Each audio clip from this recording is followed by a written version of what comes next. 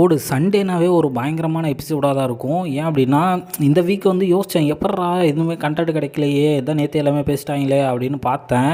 தலைவன் ஒரு செய்கையை செஞ்சு விட்டாப்புல. விஜய் சேதுபதி வந்து என்ன கேட்குறாரு அப்படின்னா, இந்த மாதிரி எனக்கு ஓட்டு போடலைன்னா கூட பரவாயில்ல, இவங்களுக்கு மட்டும் தயவு செஞ்சு ஓட்டு போட்டுறாதீங்க அப்படின்னு மக்கள்கிட்ட சொல்லணுன்னா யாரை பற்றி சொல்லுவீங்க அப்படின்னு கேட்குறாரு.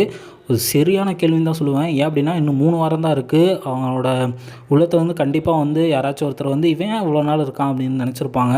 அது யார் அப்படிங்கிறது தெளிவாக ஓப்பனாகவே கேட்டார். அவங்களும் எல்லாமே எந்திரிக்கிறாங்க. ஃபஸ்ட்டு வந்து தீபக் என்ன சொல்கிறாரு அப்படின்னா, இந்த மாதிரி எனக்கு போடலன்னா கூட பரவாயில்ல சார், இந்த மாதிரி ராணுவுக்கு வந்து போட்டுறாதீங்க அப்படின்னு வந்து ஓப்பனாக பேசுகிறாரு. ராணுவ மேலே என்ன கருத்து சொல்கிறாரு அப்படிங்கிறது தெளிவாக சொல்லலை. அது லைவ் எபிசோடில் தான் தெரியும். பொறுத்திருந்து பார்ப்போம். அடுத்து அன்ஷிதா வந்து எந்திரிக்கிறாங்க. அன்ஷிதாவும் அதே தான் சொல்கிறாங்க, ஏன் இவருக்கு வந்து ஓட்டு போடுறாங்கன்னு தெரியல எனக்கு அப்படின்னு வந்து அன்ஷிதாவும் சொல்கிறாங்க. அன்ஷிதாவோட ஓட்டு பேங்க்கே கொஞ்சம் டேஞ்சராக தான் இருக்குது. சரி, பொறுத்திருந்து பார்ப்போம். இவங்களும் வந்து ராணுவ தான் ஃபஸ்ட்டு டார்கெட் பண்ணுறாங்க. ராணுவுக்கு வந்து ஓட்டு போடாதீங்க அப்படின்னு சொல்கிறாங்க.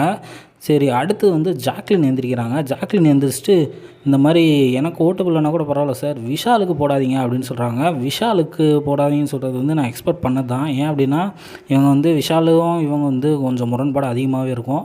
அடுத்து வந்து முத்து எந்திரிக்கிறாரு. முத்து எந்திரிச்சிட்டு, இந்த மாதிரி நான் ஜாக்லின்னு இல்லை வேறு யாராவது சொல்லுவாங்கன்னு தான் எதிர்பார்த்தேன். ஆனால் ட்விஸ்ட் அடித்தாப்புல, கண்டிப்பாக வந்து சௌந்தர்யாவுக்கு ஓட்டே போடாதீங்க அப்படின்ட்டு. நம்ம தலைமை எப்போயுமே நேர்மையாக பேசுவார்னு தெரியும். ஆனால் இவ்வளோ வெளிப்படையாக சொன்னது வந்து ரொம்பவுமே உண்மையாக இருந்துச்சு. ஏன் அப்படின்னா, இவ்வளோ எஃபர்ட் போட்டு நாங்கள் எல்லாமே ஒன்று பண்ணுறோம், எங்களை விட்டுட்டு சும்மா ஒரு ரியாக்ஷன் மட்டும் காட்டி ஜெயிச்சிடலாம் அப்படிங்கிற மைண்ட் செட்டுக்கு வந்து எல்லாத்தையுமே கொண்டு வந்துட்டாங்க. இப்போ ரியாக்ஷனை மட்டுமே காட்டினா போதும் அப்படிங்கிற மைண்ட் செட்டுக்கு வந்து எல்லாருமே வந்துடுவாங்க. ஸோ உண்மையாக உழைப்பை போடுற எங்களை விட எங்களுக்கு ஓட்டு போடலன்னா கூட பரவாயில்ல, அவங்களுக்கு வந்து ஓட்டு போடாதீங்க அப்படின்னு சொல்லிட்டு முத்து அவர்கள் வந்து ஓப்பனாக அடிக்கிறாரு. அடித்தோடனே கிளாப்ஸ் எல்லாம் பறக்குது. ஸ்டேடியமே அதற மாதிரி கிளாப்ஸ் எல்லாம் வருது. ஏன்னா அவர் சொன்ன பாயிண்ட் வந்து ரொம்பவுமே சரியாக இருந்துச்சு.